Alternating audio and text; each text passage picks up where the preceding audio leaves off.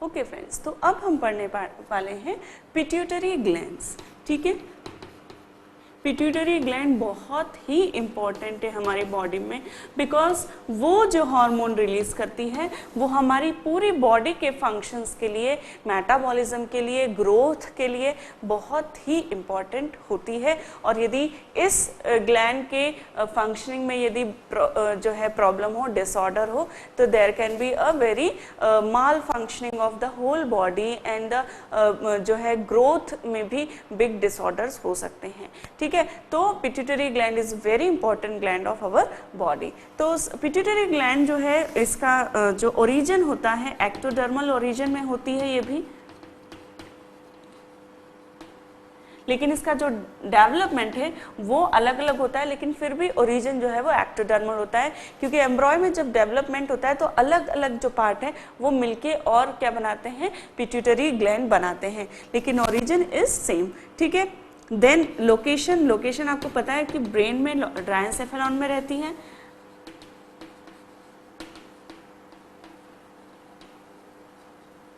ठीक है, इसका जो स्ट्रक्चर है, इसके 3 लोब्स होते हैं, एंटीरियर, पोस्टीरियर एंड इंटरमीडिएट।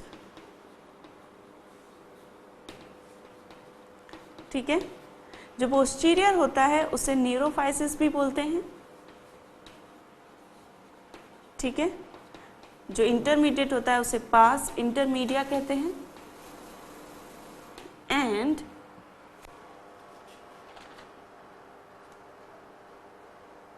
जो एंटीरियर लोब होता है उसे एडिनोफाइसिस भी कहते हैं,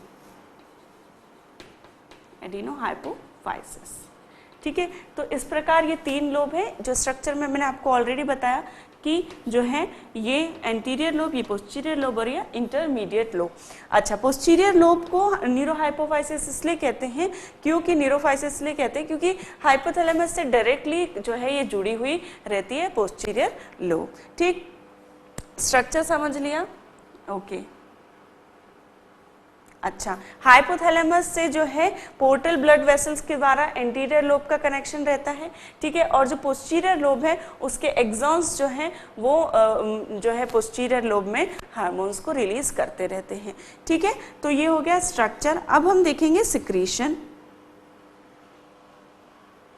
ठीक, तो पिट्यूटरी ग्लैंड का ओरिजिन एक्टोडर्मल होता है, ब्रेन डायंसेफेलॉन में रहती है, और इसके 3 लोब होते हैं, एडिनोहाइपोफाइसिस, न्यूरोहाइपोफाइसिस एंड इंटरमीडिएट लोब। ठीक, और जो है हाइपोथैलेमस से कनेक्टेड रहती है ब्लड वेसल्स के द्वारा और एक्सॉन्स के द्वारा।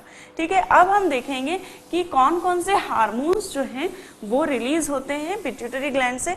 जैसा कि मैंने आपको बताया कि बहुत ही इंपॉर्टेंट ग्लैंड है, बहुत ही इंपॉर्टेंट हार्मोन्स ये रिलीज करती है, जो कि पूरे के पूरे बॉडी को, पूरे के सारे सिस्टम्स को ये अफेक्ट करते हैं। ठीक है, सबसे पहला जो हार्मोन हम देखते हैं वो जो है वो है फॉलिकल स्टिम्युलेटिंग हार्मोन। ठीक है, फॉलिकल स्टिमुलेटिंग हार्मोन जो है FSH कहलाता है, और ये FSH जो है ये क्या करता है, ये ठीक है, इन्हें गोनाडोट्रोपिक हार्मोन भी कहते हैं, LH luteinizing hormone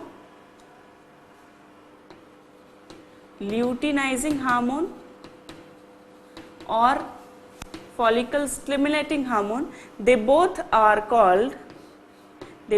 called gonadotropic hormone. क्यों कहते हैं गोनाडोट्रोपिक हार्मोन? क्योंकि ये जो गोनाड्स हैं उनके फंक्शंस के लिए, ठीक है, मेल और फीमेल जेनाइटल सिस्टम के प्रॉपर फंक्शन के लिए ये 2 हार्मोन जो है, ये दोनों हार्मोन ये बहुत ही जिम्मेदार हैं। तो मेल्स में जो फॉलिकल स्टिमुलेटिंग हार्मोन है वो स्पर्म फॉर्मेशन को जो है स्टिमुलेट करता है, स्पर्म फॉर्मेशन, और in older age sexual activity को जो है ये क्या करता है, प्रॉपर रखता है। ठीक है, तो in older age for sexual activity and in the females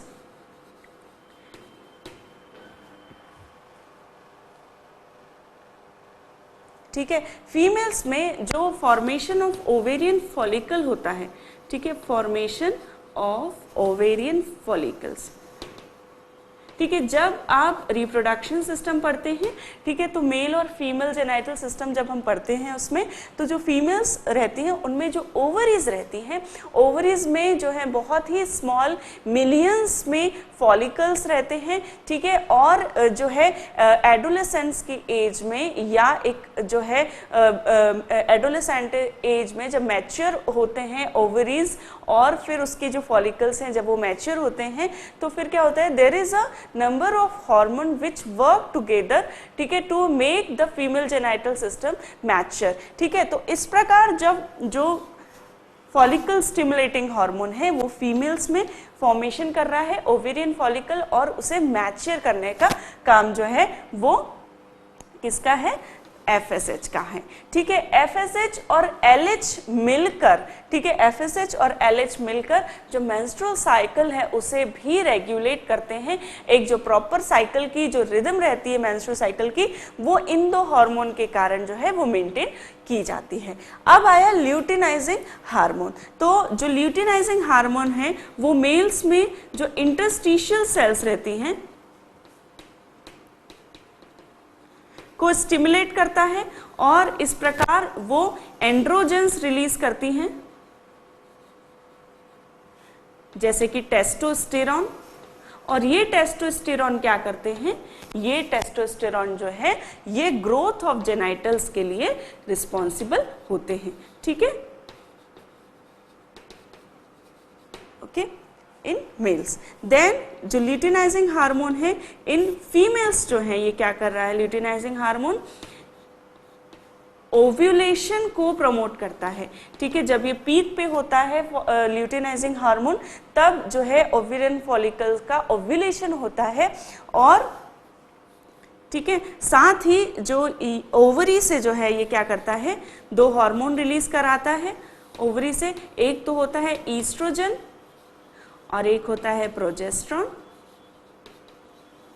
ठीक है, ये जो हार्मोन्स होते हैं, प्रोजेस्टेरॉन जो होता है ये किससे रिलीज होता है, जब ओव्यूलेशन के बाद कॉर्पस ल्यूटियम फॉर्म होता है तो वहां से प्रोजेस्टेरॉन रिलीज होता है। और ये सभी हार्मोन FSH, LH, ठीक है, oestrogen and progesterone, they are responsible for the menstrual cycle. ठीक है, तो ओव्यूलेशन करा रहा है, ओवरी से ईस्ट्रोजन एंड प्रोजेस्टेरॉन सिक्रीट करा रहा है, और ईस्ट्रोजन जो होता है एक फीमेल सेक्स हार्मोन है, और that is also important for the growth of sex. ठीक है, ग्रोथ ऑफ जेनाइटल्स। ठीक है, और इस प्रकार it distinguishes the difference between the both the sexes. ठीक, तो these are the follicle stimulating hormone and the luteinising hormone के फंक्शंस हैं। ठीक है,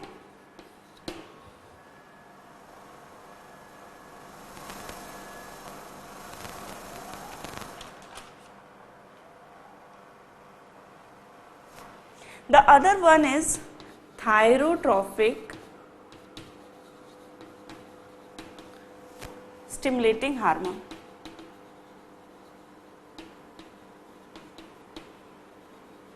थायरोट्रोपिक स्टिमुलेटिंग हार्मोन को TSH भी कहा जाता है। ठीक है, थायरोट्रोपिक स्टिमुलेटिंग हार्मोन भी बहुत इंपॉर्टेंट है, क्योंकि ये क्या करता है, ये थायराइड को स्टिमुलेट करता है to release the thyroid hormone. ठीक है, थायरॉक्सिन हार्मोन जिसे कहा जाता है। ठीक, और साथ ही ग्रोथ ऑफ थायराइड ग्लैंड को प्रमोट करता है, जिससे कि वो थायराइड हार्मोन को रिलीज कर सके। तो ग्रोथ के लिए थायराइड ग्लैंड की और थायरॉक्सिन हार्मोन की रिलीज के लिए thyrotropic stimulating hormone is important.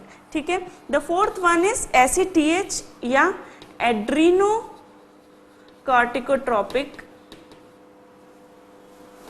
Release एड्रीनोकॉर्टिकोट्रोपिक hormone. ठीक है,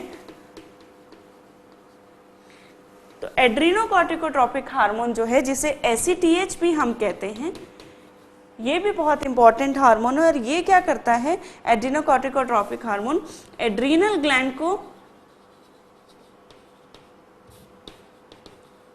स्टिमुलेट करता है। और इस प्रकार वो दो प्रकार के हार्मोन, एक तो ग्लूकोकॉर्टिकॉइड और मिनरलोकॉर्टिकॉइड, ये दो प्रकार के हार्मोन्स होते हैं, ठीक है, उन्हें रिलीज करवाता है ग्लूकोकॉर्टिकॉइड और मिनरलोकॉर्टिकॉइड। तो इनमें भी जो है ये these are the type of hormone. तो ग्लूकोकॉर्टिकॉइड में डिफरेंट टाइप ऑफ जो हार्मोन आते हैं, मिनरलोकॉर्टिकॉइड में डिफरेंट टाइप ऑफ हार्मोन होते हैं। तो इस प्रकार एसीटीएच जो है पूरा डिवोटेड है for the adrenal gland to release its hormone, ठीक है। तो एड्रीनोकॉर्टिकोट्रॉफिक क्यों कहा गया है कि एड्रिनल ग्लैंड के जो कॉर्टेक्स में जो सेल्स हैं, ट्रॉफिक्स जिन्हें कहा गया है, वो सेल्स जो हार्मोन जो रिलीज करती है उन्हें ये क्या करता है, ये स्टिमुलेट करता है। तो एड्रीनोकॉर्टिकोट्रॉफिक हार्मोन जो कि एड्रिनल ग्लैंड से जो रिलीज होते हैं हार्मोन, उन्हें स्टिमुलेट करता है। The fifth one is growth hormone, या ग्रोथ हार्मोन को जो है क्या कहा गया है, growth hormone is called as somatotropin. तो सोमैटोट्रोफिन हार्मोन जो होता है ग्रोथ को स्टिमुलेट करता है। तो ग्रोथ को कैसे स्टिमुलेट करेगा, ये क्या कर देता है, प्रोटीन सिंथेसिस बढ़ाता है, ये ग्लूकोज सिंथेसिस बढ़ाता है,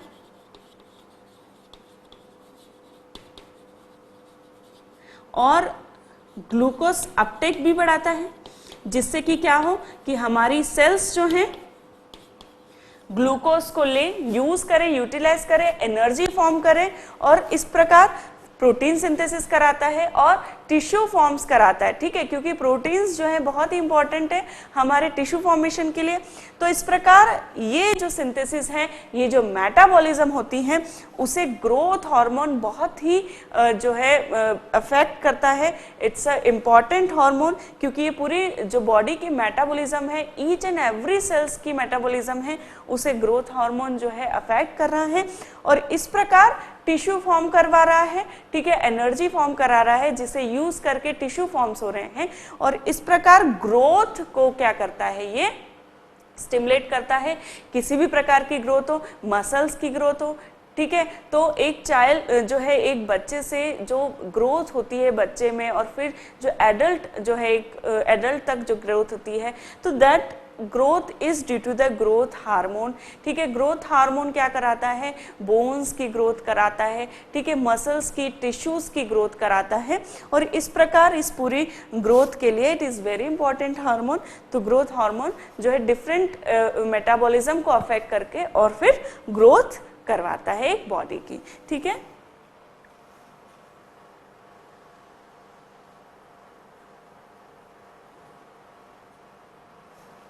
ओके, ठीक है। तो डिसऑर्डर्स जो है वो हम बाद में भी देख सकते हैं।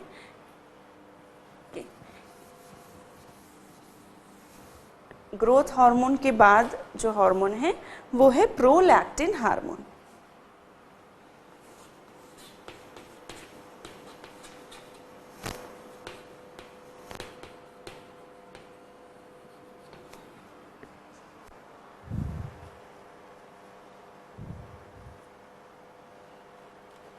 Okay, so there is a correction कि प्रोलैक्टिन, मैंने आपको कहा था कि प्रोलैक्टिन और मेलानोसाइट स्टिमुलेटिंग हार्मोन जो है दोनों इंटरमीडिएट लोब से सिक्रीट होते हैं, but there is a correction कि जो प्रोलैक्टिन हार्मोन है वो भी एंटीरियर लोब से सिक्रीट होता है, और जो इंटरमीडिएट लोब होता है उससे सिर्फ जो सिक्रीशन होने वाला हार्मोन है वो है मेलानोसाइट स्टिमुलेटिंग हार्मोन, ठीक है। तो प्रोलैक्टिन हार्मोन जो है वो एंटीरियर लोब से सिक्रीट होता है पिट्यूटरी ग्लैंड के, और प्रोलैक्टिन हार्मोन जो है प्रेगनेंसी के दौरान और after the delivery of baby ये क्या करता है, दिट स्टिमुलेट्स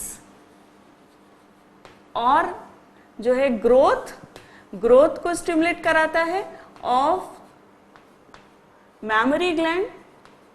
मैमरी ग्लैंड क्या है, जो कि मिल्क सिक्रीशन जो होता है ब्रेस्ट से, तो वो मैमरी ग्लैंड्स होती हैं ब्रेस्ट में जिनके द्वारा मिल्क सिक्रीशन होता है।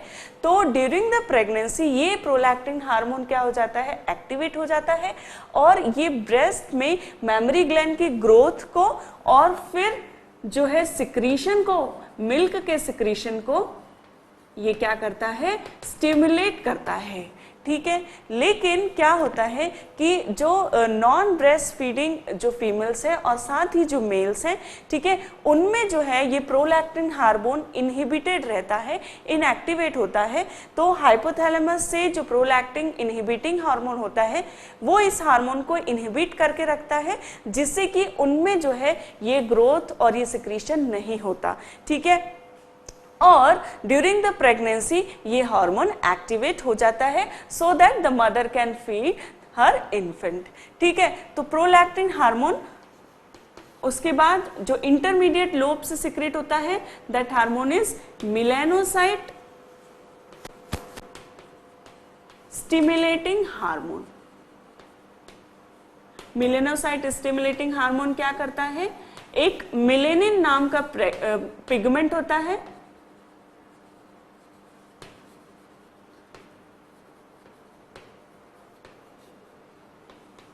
मेलेनिन, ठीक है। मेलेनिन आपको पता होगा। तो मेलेनोसाइट्स जो होते हैं हमारे स्किन में, वो मेलेनोसाइट्स पिगमेंट्स बनाते हैं जिन्हें मेलेनिन कहते हैं। और ये मेलेनिन डार्क कलर का पिगमेंट होता है, ब्राउन कलर का। और ये मेलेनिन पिगमेंट हमारे स्किन को क्या करता है, कलर देता है डार्क कलर का। स्पेशली यदि सन के एक्सपोजर में हम आते हैं तो ये मेलेनिन ज़्यादा सिक्रेट होने लगता है, जिससे कि हमारी जो स्किन है वो यूवी रेज से, जो सन से आने वाली यूवी रेज है, उससे प्रोटेक्टेड रहें। इसलिए ये मेलानिन जो है ये सिक्रीट होने लगता है और हमारे स्किन को डार्क बना देता है, ठीक है। तो जो मेलानोसाइट स्टिमुलेटिंग हार्मोन जो कि इंटरमीडिएट लोब से सिक्रेट होता है, ठीक है, MSH जो कि इंटरमीडिएट लोब से सिक्रेट हो रहा है, वो क्या कर रहा है, मेलेनिन नामक पिगमेंट के सिक्रीशन को बढ़ा रहा है, ठीक है, melanocyte stimulating hormone. Other one is oxytocin and the ninth one is vasopressin या ADH भी इसे कहते हैं, एंटी डायूरेटिक हार्मोन। तो ये जो ऑक्सीटोसिन और वैसोप्रेसिन है, ठीक है, ये हो गया अपना इंटरमीडिएट लोब से, और ये जो दोनों होते हैं ये जो हो गया ये अपने पोस्टीरियर लोब से। अब क्या होता है, मैंने आपको पहले भी बताया कि जो पोस्टीरियर लोब होता है वो खुद सिक्रीशन नहीं करता इन दोनों हार्मोन का, ये जो है हाइपोथैलेमस के द्वारा ही सिक्रीट होते हैं। और इन्हें जो पोस्टीरियर लोब है वो क्या करता है, स्टोर करके रखता है और फिर रिलीज करता है। तो ऑक्सीटोसिन जो हार्मोन होता है, ऑक्सीटोसिन हार्मोन मैंने आपको ऑलरेडी भी बताया था कि जब इन्फेंट जो है, ठीक है, सकलिंग करता है जब ब्रेस्ट पे, तो क्या होता है कि देयर इज अ स्टिमुलेशन होता है और नर्वस स्टिमुलेशन होता है, जिसके कारण क्या होता है, जो ऑक्सीटोसिन हार्मोन है वो रिलीज होता है और ये क्या करता है, सिक्रीशन ऑफ मिल्क कराता है। सिक्रीशन ऑफ मिल्क कैसे कराता है, तो जो मेमोरी ग्लैंड होती है उनमें डक्ट होती हैं और ये क्या करता है, उन डक्ट को कॉन्ट्रैक्ट करवाता है, जिससे कि जो डक्ट में मिल्क है वो फिर फर्दर सिक्रीट होता है और फिर इन्फेंट जो है वो फीड कर पाता है, ठीक है। तो एक काम हो गया सिक्रीशन ऑफ मिल्क, दूसरा है कॉन्ट्रैक्शन ऑफ यूट्रस। तो यूटेराइन कॉन्ट्रैक्शन कराता है, कब कराता है, at the time of delivery. तो क्या होता है कि ये जो ऑक्सीटोसिन का जो रिफ्लेक्स है रिलीज होने का, वो कैसे आता है कि जब यूट्रस बहुत ज़्यादा स्ट्रेचअप हो जाता है, ठीक है, तो एट द टाइम ऑफ जब जो है बेबी का प्रॉपर साइज हो गया है, 9 मंथ से ऊपर हो गया है यदि प्रेगनेंसी को, और बेबी का जो है शेप जो है काफ़ी जितना होना चाहिए उतना है, और उसके कारण क्या होता है कि यूट्रस जो है वो स्ट्रेचअप होता है, ठीक है। और वो जो स्ट्रेचिंग होती है यूट्रस की, वो क्या करती है, वो रिलीज करवाती है ऑक्सीटोसिन हार्मोन। और ये जो ऑक्सीटोसिन हार्मोन जब रिलीज होता है तो ये क्या करवाता है, यूटेराइन कॉन्ट्रैक्शन कराता है। और जब ये यूटेराइन कॉन्ट्रैक्शन होते हैं तो ये डिलीवरी ऑफ बेबी को जो है फर्दर क्या करता है, स्टिमुलेट करता है, ताकि यूट्रस यदि कॉन्ट्रैक्ट होगा तो बेबी फिर जो है उसके बाहर डिलीवरी हो पाएगी, जो है वो आगे बढ़ पाएगा बेबी। तो कंट्रैक्शन ऑफ यूट्रस जो है ऑक्सीटोसिन के कारण होते हैं और साथ ही जो सिक्रीशन ऑफ मिल्क है वो भी ये करवाता है। दूसरा जो हार्मोन जो कि पोस्टीरियर लोब में रहता है वो है वैसोप्रेसिन या एंटी डायूरेटिक हार्मोन। ये एंटी डायूरेटिक हार्मोन जब हमने किस में पढ़ा था, एक्सक्रीटरी सिस्टम में पढ़ा था। और ये एंटी डायूरेटिक हार्मोन क्या करके रखता है, ये वाटर कंटेंट करके रखता है और ये क्या करता है, लॉस ऑफ वाटर को नहीं होने देता। तो it prevent the loss of water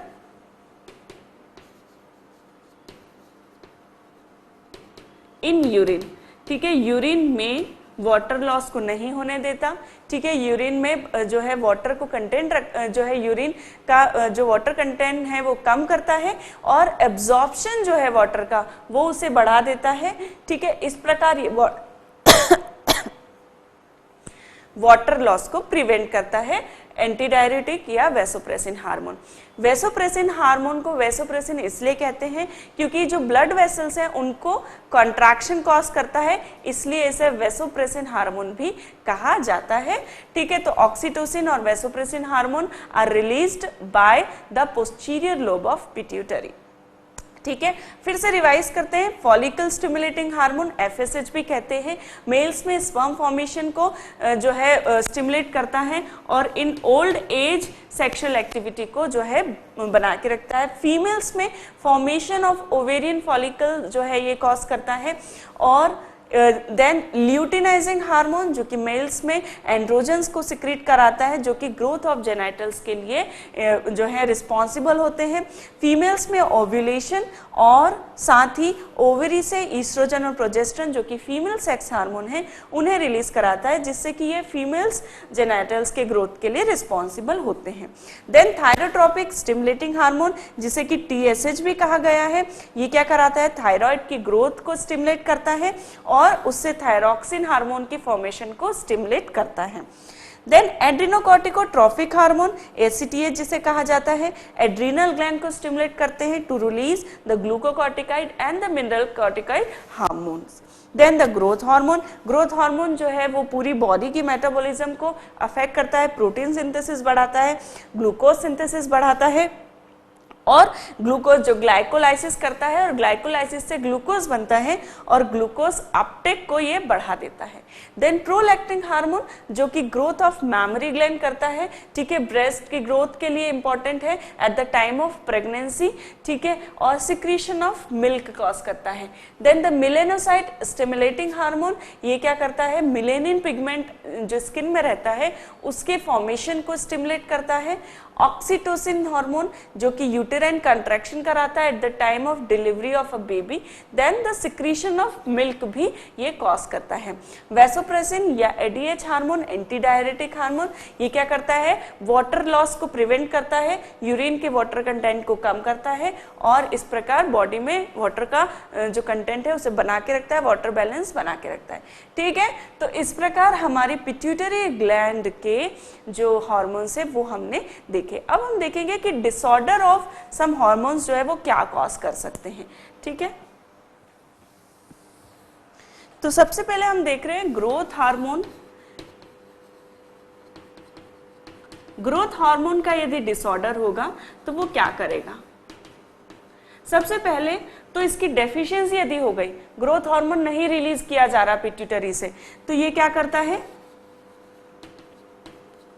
ये ड्वार्फिज्म कॉज करता है, ड्वार्फिज्म कॉज करेगा। ठीक है, इस ड्वार्फिज्म में क्या होगा, ड्वार्फिज्म मतलब बौनापन। ठीक है, तो यदि ग्रोथ हार्मोन की कमी हो बॉडी में तो जो व्यक्ति की ग्रोथ है वो स्टैंड स्टिल रह सकती है।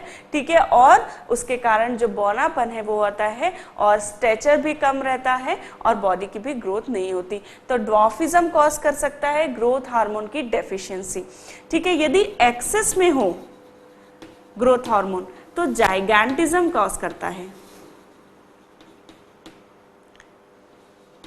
जायंट या जाइगैंट मतलब क्या होता है, बहुत विशाल। तो जाइगैंटिज्म में क्या होता है, जाइगैंटिज्म में क्या होता है कि यदि एडोलेसेंट एज के पहले यदि ग्रोथ हार्मोन बहुत ज़्यादा हो बॉडी में तो वो जाइगैंटिज्म कॉज करता है, जिसमें वेरी लॉन्ग बोन्स, जो बोन्स हैं वो बहुत लॉन्ग हो जाती हैं, वेरी हाई स्टेचर, ठीक है, स्टेचर भी जो है बहुत काफ़ी बड़ा होगा, हाथ पैर जो होंगे उस व्यक्ति के बहुत ज़्यादा बड़े बड़े होंगे, फेस जो है बहुत बड़ा होगा। तो इस प्रकार पूरी होल बॉडी का जो ग्रोथ है वो बहुत ज़्यादा होगा और नॉर्मल से जो है वो ज़्यादा बड़ा दिखेगा जो व्यक्ति को जाइगेंटिज्म है। ठीक है, दूसरा जो है वो होता है एक्रोमेगैली। एक्रोमेगैली में क्या होता है कि यदि growth hormone after the adolescent age, ठीक है, एडोलेसेंट एज के बाद यदि ग्रोथ हार्मोन किसी कारण से बढ़ने लगे तो वो एक्रोमेगैली कॉज करता है। तो इसमें क्या होता है कि स्ट्रेचर तो नॉर्मल होता है, नॉर्मल स्ट्रेचर, बहुत ज़्यादा स्ट्रेचर नहीं दिखेगा, लेकिन जो फेशियल बोन्स हैं वो उनकी ग्रोथ बहुत ज़्यादा हो जाएगी, जो जॉ होता है, ठीक है, वो बहुत बड़ा दिखेगा, फेस जो है व्यक्ति का बहुत बड़ा दिखेगा, हैंड्स जो है वो थोड़ा जो है बड़ा दिखेगा। तो इस प्रकार एक्रोमेगैली में क्या होगा, स्ट्रेचर नॉर्मल होगा लेकिन जो जॉ बोन है, फेशियल बोन्स है वो बहुत ज़्यादा ग्रो करेंगी। ठीक,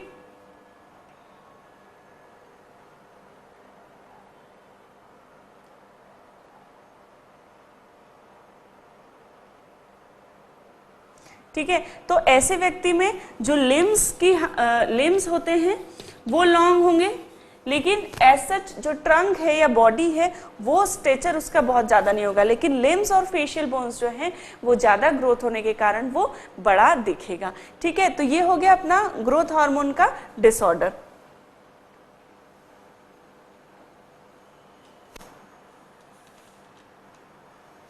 दूसरा है एक जो कि वैसोप्रेसिन हमने पढ़ा था, तो यदि इसका डिसऑर्डर हो, ठीक है, यदि इसकी कमी हो तो ये एक डिजीज कॉज करता है जिसे कहते हैं डायबिटीज इंसिपिडस।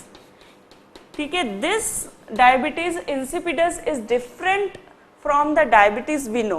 ठीक है, तो डायबिटीज जो है, डायबिटीज जो नॉर्मली हमें पता होती है कि भाई उसे डायबिटीज है, ये शुगर प्रॉब्लम है, इन दैट केस क्या होता है कि जो पेशेंट है उसको फ्रिक्वेंट यूरिनेशन होता है और साथ में यूरिन में जो ग्लूकोज है उसका लॉस होता है।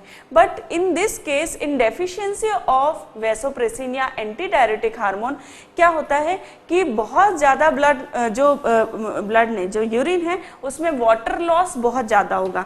ठीक है, increase water loss in urine. ठीक है, तो जो पेशेंट होगा उसे जो यूरिन में जो वाटर लॉस होगा वो बहुत ज़्यादा होगा और वाटर लॉस के कारण जो है वाटर लॉस तो होगा, यूरिन में बहुत फ्रीक्वेंट और जो है एक्सेस क्वांटिटी होगी यूरिन की, लेकिन यूरिन में ग्लूकोज नहीं होगा। तो इस प्रकार this is different from the usual diabetes we know, that is called the diabetes mellitus and this is a diabetes insipidus। ठीक है, तो वैसोप्रेसिन यदि बॉडी में कम हो तो वो क्या करेगा, वाटर लॉस ज़्यादा करेगा। ठीक है, जैसा कि वो प्रिवेंट कर रहा था वाटर लॉस, लेकिन यदि उसकी डेफिशिएंसी है तो ये वाटर लॉस प्रिवेंट नहीं हो पाएगा और एक्सेस वाटर यूरिन में जो है लॉस कर दिया जाएगा, लेकिन उसमें ग्लूकोज कंटेंट नहीं होगा।